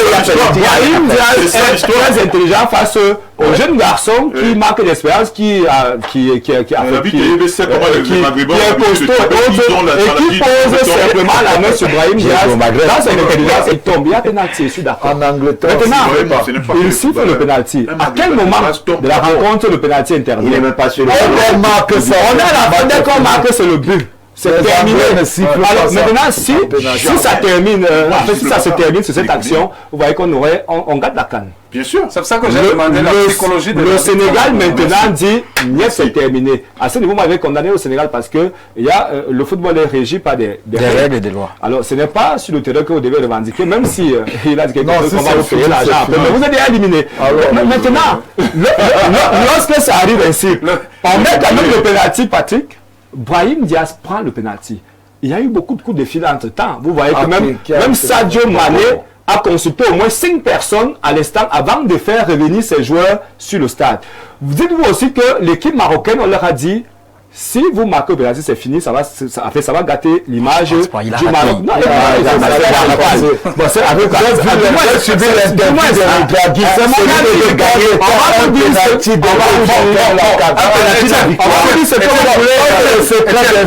mais il faut apporter la ce qu'on dit. Regragui a un refus sur Radio International. Oui, je vais juste te dire, on a monté le match. Je pense que c'est quoi mais c'est quoi vérifier? Je vais revenir sur... Étienne, vous avez gardé la parole. Je vais justement revenir sur les propos de Walid Regragui, qui fustige d'ailleurs d'abord l'attitude de Pape Thiaw, mais parle également de ce penalty pour le champion d'Afrique, voilà. Carrément. Et vous voyez sa déception. Prenons un peu l'attitude. Et même Mendy dit qu'il a vu comment l'image qu'on a donnée de l'Afrique aujourd'hui, c'est un peu honteux. Quand un entraîneur il demande à ses joueurs de sortir du terrain. Voilà, il avait commencé déjà en conférence de presse, tant mieux pour lui. Comme je dis à la fin, il faut toujours rester classe, dans la défaite comme dans la victoire. Ce qu'a fait Pape ce soir, ça honore pas l'Afrique. C'est pas classe, mais c'est pas grave, il est champion d'Afrique, donc il a le droit de dire ce qu'il veut. On a arrêté le match aux yeux du monde pendant au moins 10 minutes. Ça n'a pas aidé Brahim, c'est pas une excuse de la façon dont il l'a tiré, mais voilà, on va pas revenir en arrière, il l'a tiré de cette manière-là. On va l'assumer, surtout moi en tant que coach. Et voilà, on regarde de l'avant. Il était un... Alors, je peux continuer. Oui, justement. J'ai mis cet extrait pour qu'on soit un peu bien situé. On l'écoute. Mais je pense que il y a une forte psychologie qui intervient au moment où tout le monde décide de revenir sur le stade. Etienne, je vais vous poser une question toute simple. C'est-à-dire que le Maroc, sa dernière Coupe d'Afrique des Nations remportée, c'est en 76, ça fait 50 ans. Bien sûr. Et vous pensez qu'on va demander à quelqu'un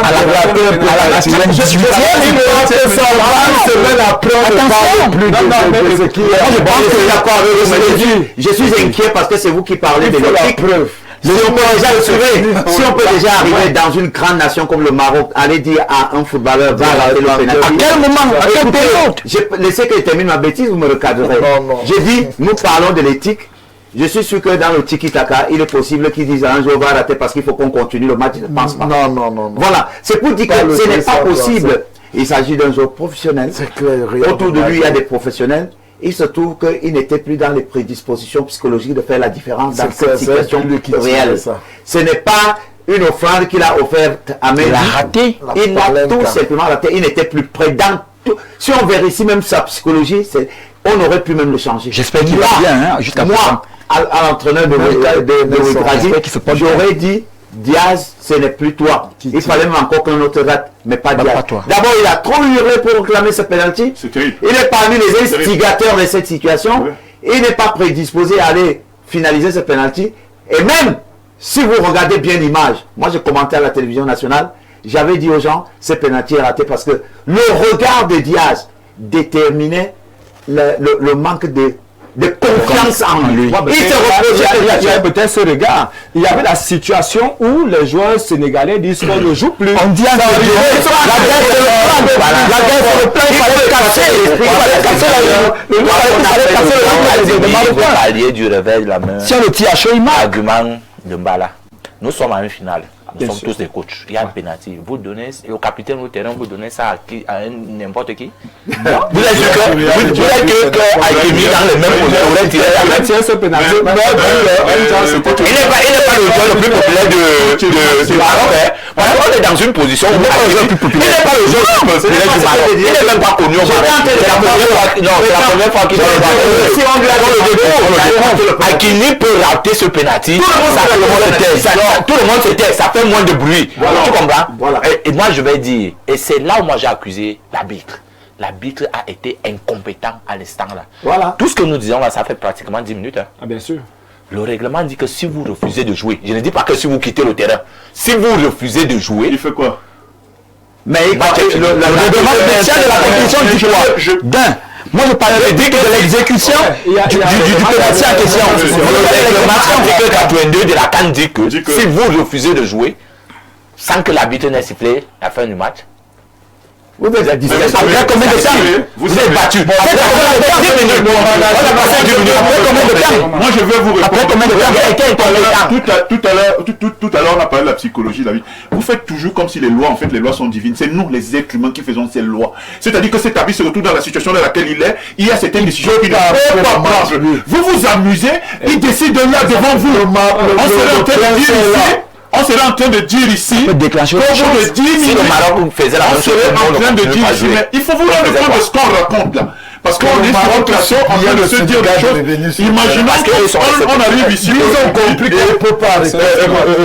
Imaginons qu'on arrive sur un plateau aujourd'hui et on dit la Canière, la décision a été prise au bout de 10 minutes parce qu'on a dit, bon, comme ils n'ont pas tiré, la loi dit que. Vous pensez que... On a vécu ça en Guinée équatoriale, hein. C'était pas la finale. Mais là, il fallait terminer. Je suis d'accord. Je vous parle... Je vous rejoins. Je vous rejoins. Psychologie et je voudrais revenir sur ça parce que c'est un problème qu'on a aujourd'hui. On est en train de vouloir transformer les gens en des robots. On ne permet plus aux gens d'analyser l'intelligence situationnelle. Il y a une situation qui se pose devant toi, tu analyses. Tu analyses autrement comme si tu n'étais pas... Les gens voudraient qu'il y ait une data qui décide, le coach Peggy va être content de ça, il y a un robot qui a décidé que si pendant les 30 secondes qui arrivent là, ce qui se décide ne te passe pas, alors c'est que vraiment, c'est nous le foot, c'est des êtres humains qui jouent au foot, c'est pas des programmes, c'est pas des logiciels. Il y a un monsieur qui habite, on lui a enlevé même déjà tellement de pouvoir, hein? Mais on lui laisse la possibilité de décider comme il veut et d'assumer la décision, parce que souvent il y a beaucoup d'habitants qui au final ne sont même plus capables d'assumer le football, la beauté du football, c'est l'erreur. Oui. L'arbitre doit faire l'erreur. Le joueur doit faire l'erreur. L'entraîneur, le ramasseur de balles. Vous dites que vos erreurs, vous revendiquez que parce qu'il y a la les gens veulent dire l'arbitre avait décidé. que le football, après la on parle tous en même temps. Ce que j'étais en train de dire, pour ceux qui ne le savent pas, il n'y aura pas de match où il n'y aura pas d'erreur, sinon ça ne sert à rien. On ne peut pas avoir un match où il n'y a pas d'erreur, sinon ce n'est plus le football. S'il n'y a pas de match sans erreur, on enlève la barre. Parce que la barre n'est pas appelée à faire l'erreur. Ou alors qu'on attribue, la barre n'est pas appelée à faire l'erreur. Mais avant de sortir de l'arbitrage, je ne pourrais pas parler arbitrage sans toutefois féliciter une fois de plus nos ambassadeurs qui étaient là-bas, le jeune Lou dans l'homme Abdel Mefié qui est rentré tête haute, félicitations Abdel, le doyen qu'on appelle le laser, nous pour Elvis, ils sont arrivés. Elvis qui chapeau et Karine Atezambon à Lyon. Donc félicitations encore. Moi j'aime particulièrement Atezambon. Ok, bon retour à vous. Pourquoi merci de notre honneur. Tu aimes seulement. Non, moi j'aime particulièrement. Je reviens vers vous. Juste une seconde. C'était pour dire que il faut quand même aussi que l'habitat, puisque depuis le début de cette compétition, ce n'est pas seulement à la finale qu'on a eu des problèmes d'arbitrage. Du tout, c'était presque partout. Donc, ça revenait avec certaines nations, les mêmes, toujours le Maroc. Pourquoi toujours le Maroc? Pourquoi toujours le Maroc? On a vu Maroc-Tanzanie, Cameroun-Maroc, c'est toujours le Maroc-Mali, 4 fois. On reviendra. Même les Comores, on se pose des questions. On reviendra. Quelques messages. L'Algérie a porté le chien fort chez lui. Patrick, j'ai vu les Algériens contents de la décision. J'ai vu ça aujourd'hui. Oui, très très.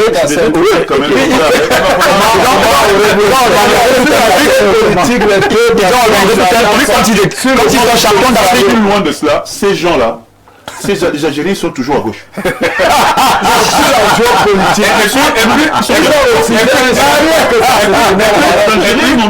Ils ont fêté comme si c'est eux qui avaient gagné. Qui habite un match du Cameroun, Algérie, je me suis dit, bon, ça y est. Non, mais c'est l'un des meilleurs. Non, mais c'était aussi l'un des meilleurs. C'est l'un de la lecture d'un message. Patrick de Consamba dit bonsoir particulier à vous, chers modérateurs, à votre panel. Votre belle émission retient notre attention tous les 17h, mais avec le temps, nous perdons cet appétit. Dites à vos panélistes qui sont là pour un objectif pédagogique. Et celle-ci demande la discipline. Quand tout le monde parle à la fois, finalement, on ne se comprend pas dans les analyses. Merci pour votre message. Vous avez parfaitement raison. bon, Luciano, vous connaissez Luciano, non? Qui est caméraman. Il dit que vous faites trop de bruit. Hein. Donc, ne parlez pas en même temps. Hein. Les gens vous écoutent et puis ils ont besoin de... Pascal de Bonabéry, bonsoir le panel. Tout le monde parle à la fois, on n'arrive même pas à vous écouter. C'est très désordonné. Bon, je pense quand même que je vais faire mon mea culpa. Ils ont raison. Ils ont raison, il y a aussi des prises Thierry depuis Douala, intervenez sur la thématique dorénavant. J'ai compris vos réclamations. Autre message, bonsoir. Nous ne saurons jamais pourquoi les Sénégalais ont cassé les chaises alors que vous vouliez donner l'explication. Dommage. Didier de Yaoundé. On reviendra. Bonsoir monsieur, très belle émission pour cette soirée. Juste pour préciser que le milieu de terrain sénégalais, Lamine Camara a précisé qu'il y avait bel et bien pénalty pour le Maroc. Mais ce qui est la cause de leur révolte, c'est le but refusé par l'arbitre avant l'action du pénalty. Donc je pense que Yves Yebe nous a éclairé là-dessus. Michel Guy depuis Yaoundé, bonsoir à vous le plateau et à tout le monde entier. Au vu de cet arbitrage de Pakouti mis en place par le Maroc pour avoir revendiqué en suspens le président de la FECAFOOT. Au plateau, je ne sais pas pourquoi personne ne parle du pénalty sur Mbomo qui n'a pas été sifflé. C'est quand même curieux. Guy Michel depuis... ça veut dire que vous ne nous suivez pas. On a fait une émission là-dessus jeudi passé. Voilà. Et puis on revient sur la CAN en général, la question d'arbitrage. On en parlera. Tevi Zongo depuis Biwongboul au sud de Cameroun. Bonsoir le panel. Polémique de l'arbitrage lors de la finale. Le problème était trop profond car face à l'équipe du Maroc, la plupart des arbitres étaient sous pression. Faisons un tour en arrière. Maroc face à la Tanzanie, face au Cameroun. Selon moi, le véritable problème, c'est la VAR qui n'a pas joué son rôle et aussi l'immaturité du corps arbitral. C'est une déception pour le football africain. Merci. Autre message, bonsoir au panel. Le Sénégal était l'équipe la plus complète de ce tournoi. Georges depuis l'Omisport, que ce soit sur le plan tactique, physique, mental, technique. Logique qu'elle soit championne d'Afrique. Parfaitement d'accord avec le monsieur en bleu. Je pense que c'est Bétreduna. La VAR apporte plus de problèmes que de solutions. Le foot est une activité sportive. Les arbitres sont les humains, donc imparfait. L'arbitre peut se tromper en faveur ou en défaveur d'une équipe. Restons fair play et gardons l'esprit sportif. Georges de l'Omisport qui nous envoie son message. Bonsoir à tous les panélistes du Grand Soir. C'est Ousmane depuis Berthois. Je voudrais un peu apporter ma contribution sur le pénalty accordé au Maroc à la 98e minute. Ce n'est qu'un favoritisme orchestré par l'instance dirigeante du football africain. En Angleterre, les pareilles fautes ne sont pas prises en compte.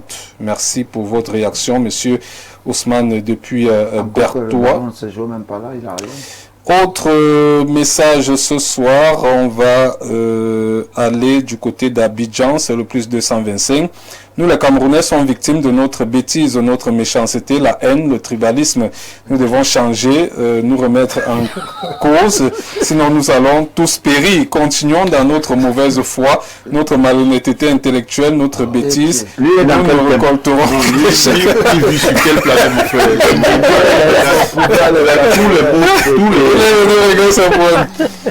Salut le panel, c'est Abianda Djodone, ancien gardien de but de l'Unisport de Bafang, actuellement à Limbe. Salut au coach Mangué, un ancien de Tigre de Douala. Merci, mon jeune. Les pronostics sont les pronostics, comme on dit, l'homme propose, Dieu dispose. Il est ainsi du football.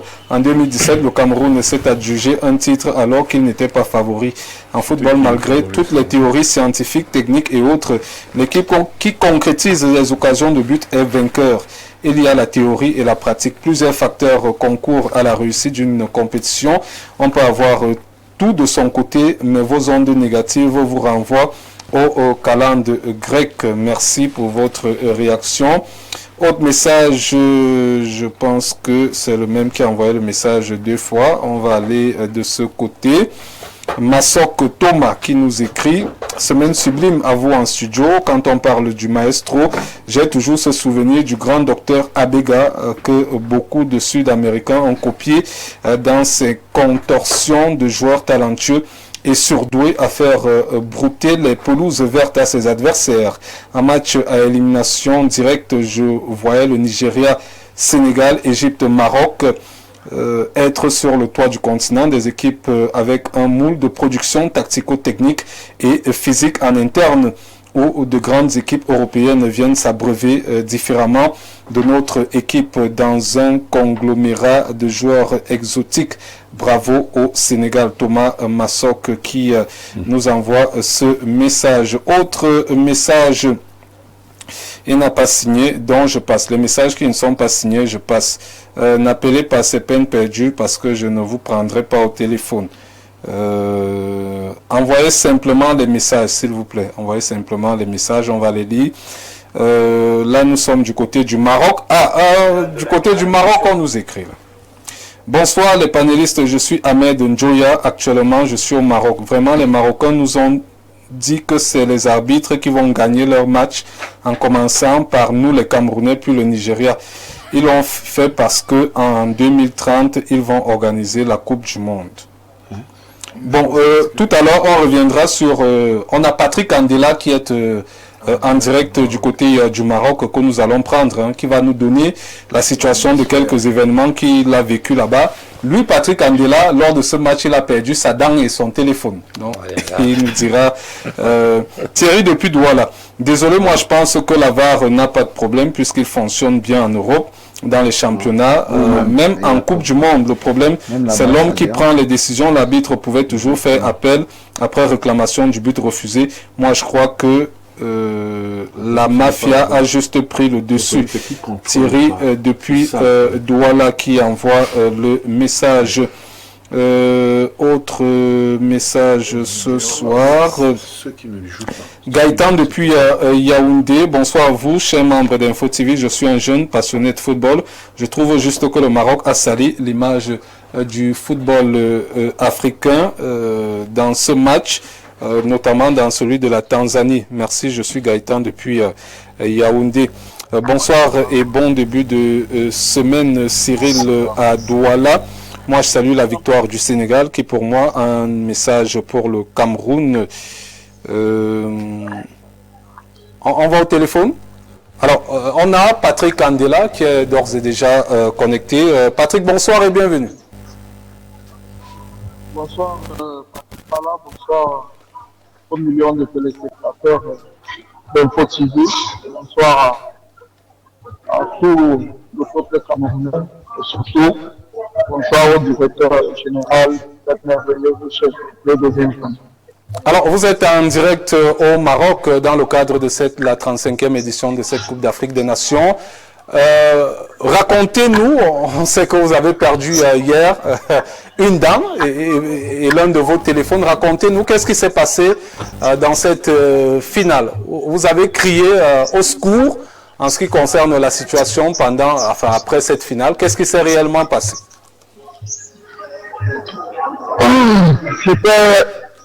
C'était une très très belle finale, c'était une finale assez relevée. En début de match, l'ambiance était cordiale, donc surtout on entame le match des supporters.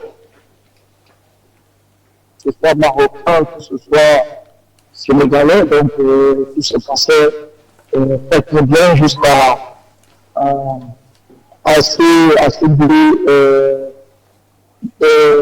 refusé par le corps arbitral qui a pollué la suite de cette rencontre et tout de suite on a vu à un moment donné la nervosité au niveau des tribunes parce que moi j'étais à la tribune. Entre nous, le champ n'était plus pareil. Vous savez, il y a quelque chose qu'il faudrait déjà dire au Camerounais, c'est que le pays africain qui est le plus privilégié ici au Maroc, c'est le Sénégal. Le Sénégal a l'instar des autres pays africains, que ce soit la Côte d'Ivoire, que ce soit le Cameroun, le Sénégal bénéficie pratiquement des mêmes avantages que les ressortissants, que les Marocains eux-mêmes. Donc, il faut savoir que c'est une finale entre frères. Donc, voilà pourquoi l'ambiance était bien au début de match, d'autant plus que un jour, 24 heures avant le match, le Sénégalais, on a commencé à titiller un peu avec le président, voyager dans des conditions compliquées, l'hébergement qui a été décrié par les sélectionneurs. Mais quand cela me tient, nous venons à cette finale, et je disais donc après ce but contesté, ce but qui était, à mon avis, valable, qui a été refusé, et le match a continué. C'est là où il y a eu le déclic. Donc après 2 minutes après, voyez-vous un penalty encore normalement mitigé, donc il y avait faute. Et puis c'est là où la VAR appelle l'arbitre pour aller consulter, et automatiquement quand les Sénégalais ont vu que la VAR avait appelé l'arbitre pour aller regarder, tout le monde était unanime qu'il devait avoir penalty. Ça a commencé à gronder autour de nous, bousculer, et tous les Noirs qui étaient là, moi y compris, on était Sénégalais à ce moment-là. Donc il n'y avait pas de distinction entre un Camerounais, un Ivoirien, on était Sénégalais. Donc les bousculades ont commencé autour de nous. Il faut dire que c'est la police, ou je veux dire les stadiers, ou les agents de sécurité qui essayaient de recadrer, et puis il y avait des bousculades, et c'est la tête d'un Marocain qui a frappé, je veux dire, ma lèvre supérieure, qui m'a heurté au niveau de ma dent, et ça s'est cassé. Donc, et à l'issue de ça, le téléphone est tombé et tout, je pouvais plus le ramasser, donc je l'ai laissé tomber, il fallait se mettre à l'abri. Et on nous a invoqué à ne pas quitter le stade, parce qu'il fallait impérativement, notamment ça, j'ai chevauché un peu, on est déjà pratiquement à la victoire méritée du Sénégal. On nous a demandé de faire quelques plus de temps au stade pour essayer de baisser la température. Donc, je dirais que c'était compliqué, c'était vraiment compliqué parce que dehors, il y a eu des affrontements, il y a eu des casses, notamment les petits restos sénégalais, les petits magasins et tout. Alors, qui cassaient ces restaurants sénégalais? Oui, il y a eu quelques passes dans ces restaurants sénégalais, que ce soit ici à Casa, parce que c'est mon camp de base. Moi, je vais juste à Rabat pour aller voir le match. Ici, donc, il y a eu quelques petits échauffourées, notamment au niveau de Mama aussi, et d'Agadi. Donc, c'était vraiment compliqué. Est-ce que les choses sont rentrées dans l'ordre? Oui, décisivement, ça s'est très vite passé. Dans la nuit, apparemment, il y a eu une autre du roi qui a exhorté à essayer de marquer le maximum de Marocains possible pour les faire fermer et tout. Donc, notamment dans la nuit, il y a eu des parties et tout, il y a eu des armées qui est descendues. Vous savez que Rabat, c'est là où vit le roi. Donc, la sécurité est un peu haute de ce côté-là. Donc, voilà, moi, je suis rentré en voiture, il était aux alentours de 2h, 3h, et à Casa, c'était un tout petit peu plus calme en ce moment. D'accord. Comment les Marocains se sont réveillés ce matin? Avec la gueule de bois les Marocains, c'est vrai, les examens à mardi. Comment ça s'est passé aujourd'hui dans la ville? Dans les différentes villes? Oui.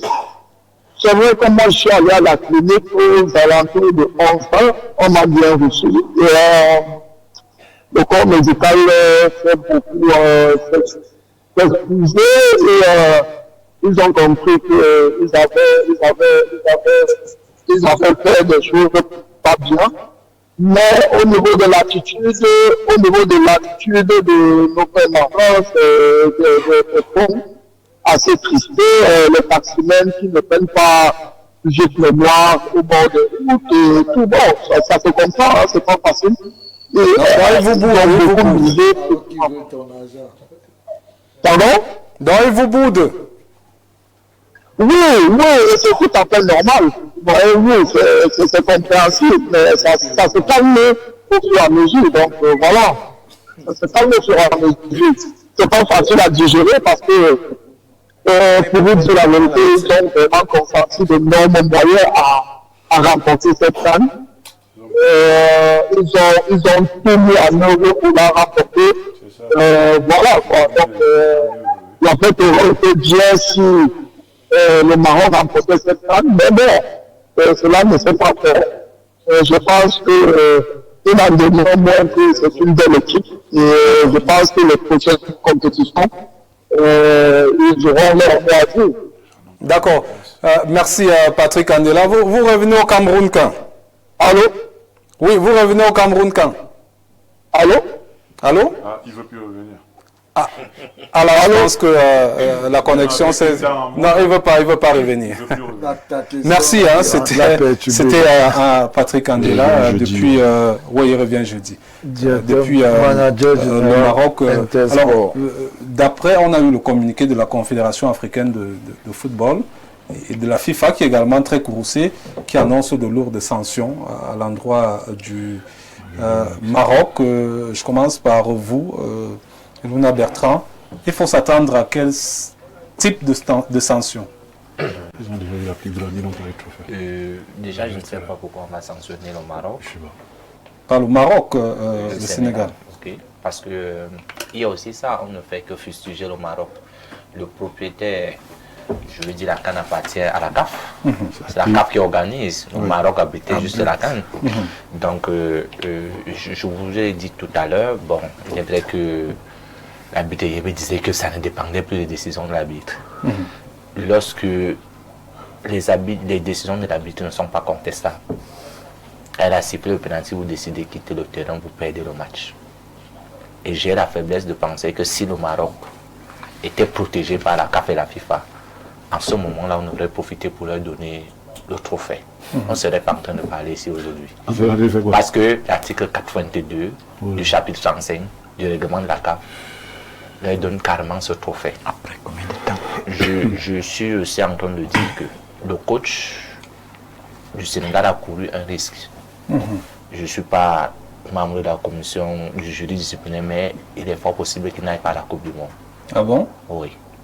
Parce qu'il serait le principal, il sera vraiment sanctionné. Parce que le règlement dit que si c'est l'entraîneur qui commence... officiel. Si c'est un officiel identifié qui commence à se comporter comme ça, il est au moins à $20 000 américains et une sanction très lourde. Après, moi je crois qu'il n'ira pas à la Coupe du Monde. Oui, il peut prendre 4 à 6 matchs officiels. Tout à fait. Oui. Simon Peggy. Oui, Patrice, les sanctions sont également financières. On parlait des matchs de huis clos également pour l'équipe. Bon, oui, là, je pense que à l'issue d'un match pareil, quel que soit le match, les officiels de match, que sont les arbitres, les commissaires, déposent un rapport. Le rapport de ce match a été rédigé, celui des arbitres, des commissaires, qui sera remis au secrétaire général de la CAF, je pense. Et là, il se sera examiné, ils vont étudier le rapport et je ne suis pas sûr que Pape Thio va échapper à une rédaction un peu beaucoup plus dure envers lui de la part des arbitres, parce que tout le monde a vu que nul n'avait été.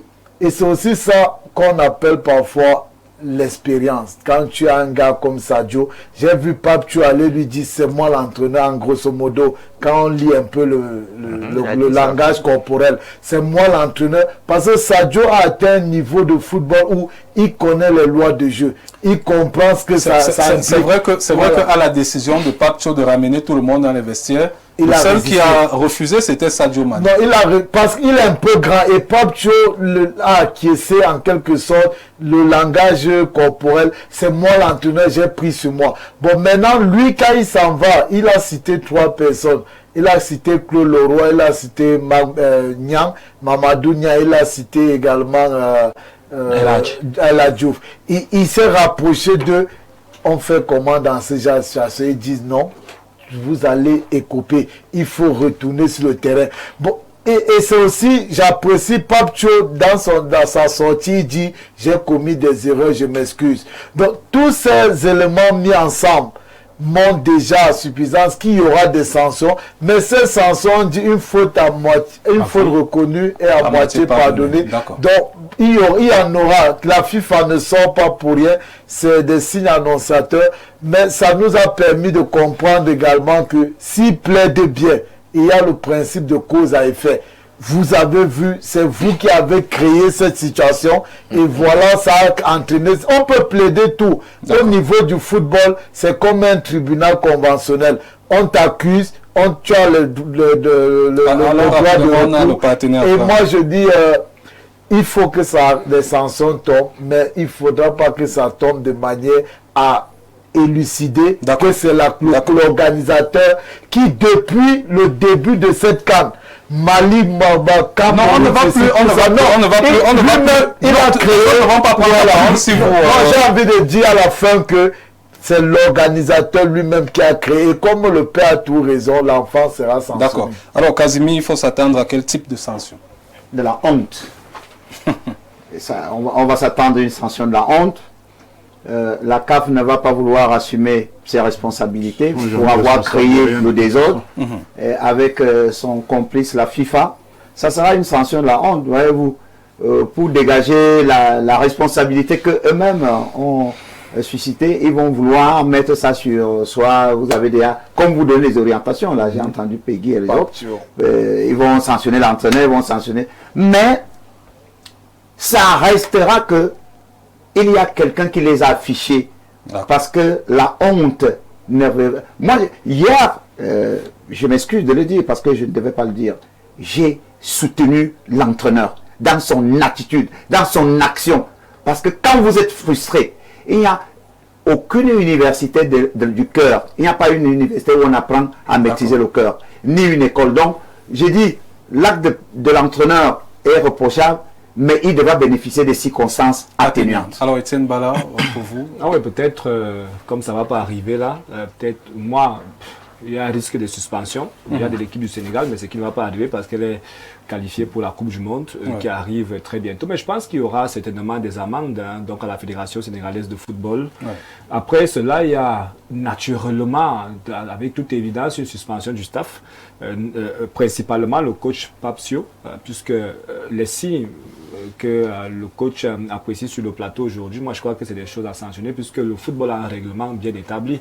Donc il faut simplement aller revendiquer après donc avec des réserves. Il y a déjà ça, le coach pourrait couper peut-être 4 à 6 matchs, c'est pas trop, de suspension et mettre peut-être quelqu'un par intérim. Et puis on va poursuivre peut-être même l'équipe du Sénégal dans ces matchs. Bon, c'est des choses que j'ai lues qui pourraient arriver demain. Les matchs bien sûr, à domicile, à huis clos, pas de supporters parce que ce qu'on a vu là tout à l'heure c'était assez grave.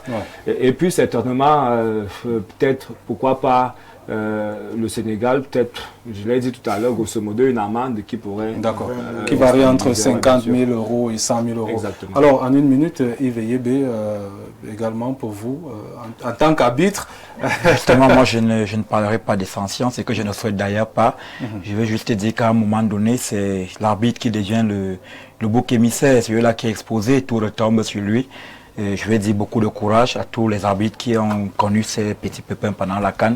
Bon courage à mon ami Jean-Jacques Dalla, parce que c'est un ami personnel. Dommage que ça soit lors de son match et bonne chance pour la suite, mon cher. Alors, Marion, termine par vous. Quel type de sanctions dans les Sénégalais? Je ne suis pas trop fan des sanctions parce que, vous savez, tout part de quelque chose. Hein. Le coach Peggy l'a dit tout à l'heure, il y a un lien de cause à effet qu'il ne faut pas oublier. Je ne dis pas qu'il ne faut pas taper, peut-être donner du sursis par exemple. Non, je ne dis pas qu'il ne faut pas leur donner. Il faut rester comme ça sans rien dire. Mais des sanctions comme j'entends, des 4 matchs, 6 matchs. Je pense que hier on est arrivé à quelque chose qui montait depuis le début de la compétition. Vraiment, le Maroc, il y a eu Maroc, Comores, on regardait, on disait bon, ok, ça a commencé à monter encore plus haut. Maroc-Mali, on a eu Maroc-Tanzanie, on a eu Maroc-Cameroun. Et là, on est arrivé à Maroc-Sénégal. Moi, j'aimerais que chacun soit responsable. C'est ce que le coach Casimir disait. Les gars de la CAF, ils vont décliner leurs responsabilités et ils vont aller chercher le bouc émissaire. On me dit que c'est l'arbitre. Je continue à dire que l'arbitre, c'est la face visible de toute l'organisation qu'il y a derrière. Quand la sélection d'un arbitre est mal faite, derrière, on court des risques de se retrouver avec quelqu'un qui n'est peut-être pas au niveau du match qu'on lui demande de diriger. Et donc, c'est sur lui qu'on va taper. Mais derrière ça, on ne dit pas que l'organisateur n'a pas été à la hauteur. Ce n'est pas, par exemple, normal qu'un arbitre soit choisi et qu'il soit remplacé parce qu'il y a l'un des protagonistes qui n'est pas d'accord. Moi, je continue à dire que ce n'est pas normal que dans la même compétition, un même arbitre arbitre un pays deux fois. C'est très dangereux. C'est pas interdit, mais en fait, à un moment donné, il va falloir qu'on se dise que c'est nous qu'il y a quand même de bon sens dans ce qu'on fait. C'est-à-dire que moi, qu'est-ce qui m'empêche? On ne parle pas d'un arbitre du Cameroun pour diriger le match du Cameroun. Non. Alors, non, voilà. On ne peut pas. Je le dis pas par rapport au parce que vous chutez pas. Oui, je le dis pas. Je me plains pas du fait qu'on ait choisi le monsieur, l'arbitre congolais, parce qu'il y a eu un souci. Même quand il a bien arbitré les matchs, ce n'est pas normal. C'est très facetieux et ça peut amener à d'autres pratiques qui sont pas bonnes. Donc, moi, je suis pas fan vraiment pas fan de suspension. D'accord. On a les Makouma sur le plateau. Ça le docteur. Les poteaux. Makouma, bonsoir. Il est ingérable. Ton panel et merci encore de l'amitié que tu as fait cet après-midi en méditant sur ce magnifique. Alors, qu'est-ce que vous nous ramenez ce soir?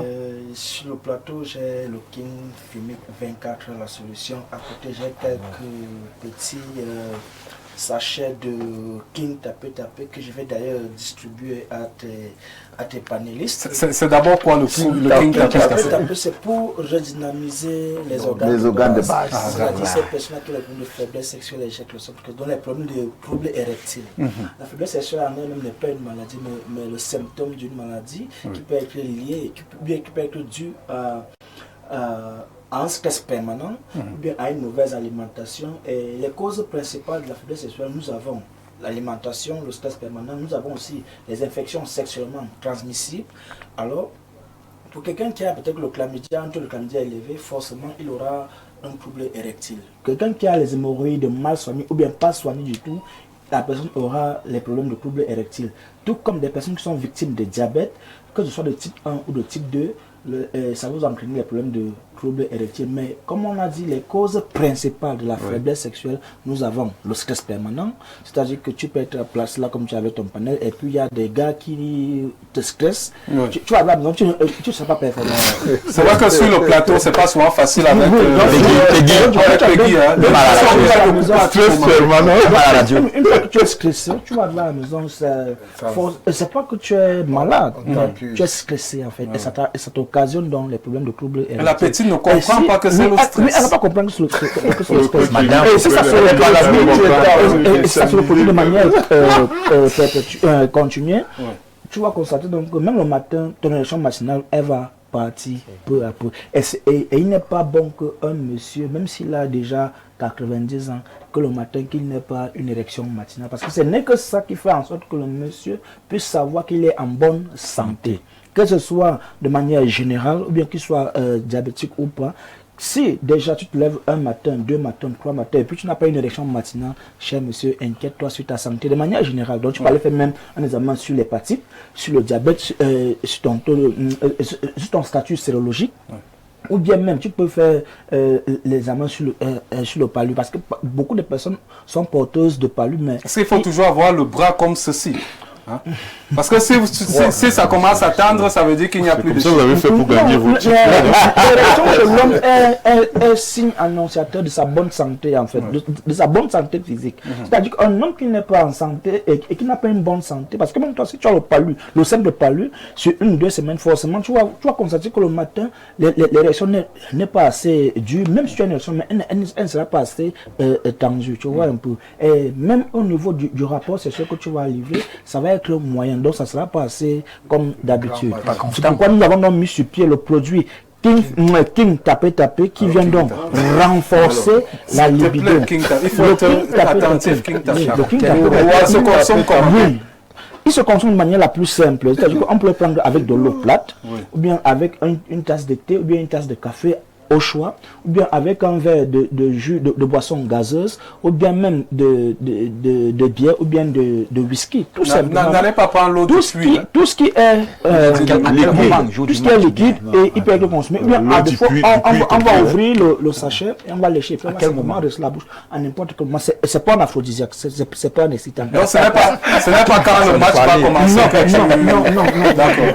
Le produit qui t'a fait, c'est pas un aphrodisiaque. La vérité, plante de vie est comme le produit aphrodisiaque ou le produit excitant. Alors, je ne suis pas venu avec beaucoup de King Tapé, chacun aura au moins... La rumeur courait que ce n'est qu'à moi qu'on devait donner. Vous savez, Casimir, c'est... Non, il n'en a pas besoin. Lui, tu peux donner. Donc, toi, tu peux donner. Juste que je ne suis pas venu avec assez. Mais Islam, nous avons le King chimique. Lui, il crée les problèmes de MST, IST, c'est-à-dire que le diabète, les MST, le chlamydia, la syphilis.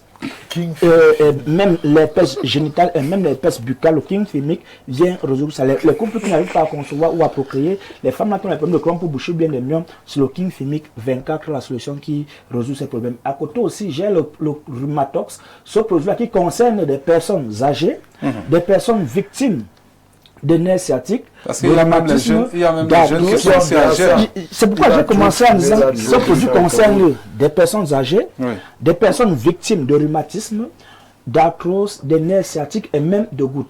Des personnes qui sont en surpoids et que les os n'arrivent pas à supporter la masse corporelle, le produit King Chimique vous apporte la solution parce qu'il renforce le cartilage. Et même ces personnes qui sont victimes des os qui se rongent, le produit King Chimique, le produit Rhumatox vient vous apporter des solutions. Le Rhumatox, ce n'est pas une pommade, ce n'est pas un baume, c'est un produit qui est buvable. D'accord.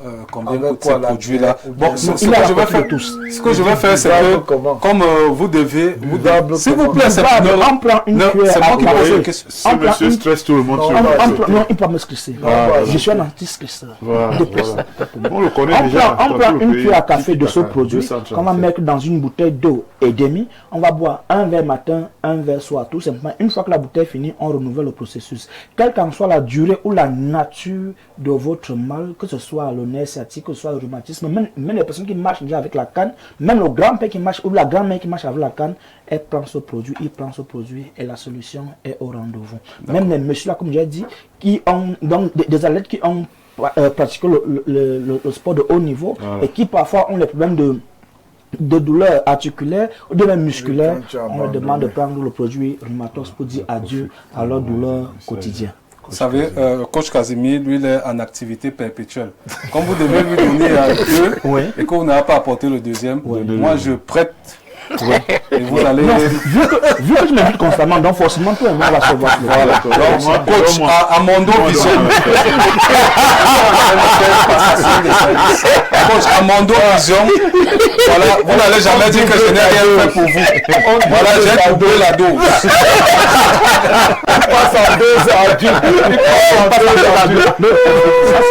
Les produits coûtent combien? Non, les produits sont à la portée de tout le monde. C'est à partir de 5 000 francs CFA pour les personnes qui voudraient bien avoir la solution. Ça, en fonction des traitements dont on a besoin, parce qu'on a le King Chimique, on a le King Tapé, on a le L4 Top Winner, on a le Rhumatox, donc c'est à la portée de tout le monde. D'accord, merci Lema Kouma d'être passé. Et pour le voir, il y a des noms de médicaments. Non, ce sont les noms révélateurs en fait. Justement, merci à tous d'être passés. Demain, vous allez retrouver Jean-Jacques Zé dans le traditionnel programme Grand Soir. Quant à moi, vous me retrouverez demain à partir de 8h30 pour la page sportive et jeudi à 21h pour Affiche Sport. Merci à tous qui étaient des nôtres.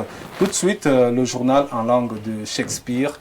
Elle est très belle, elle est élégante. Elle fait justement partie des grands talents de cette télévision Info TV qui monte véritablement en puissance. C'est donc la reine qui mettra le pied sur l'étrier tout à l'heure pour le journal en langue anglaise. Excellente soirée à tous. C'est comme si...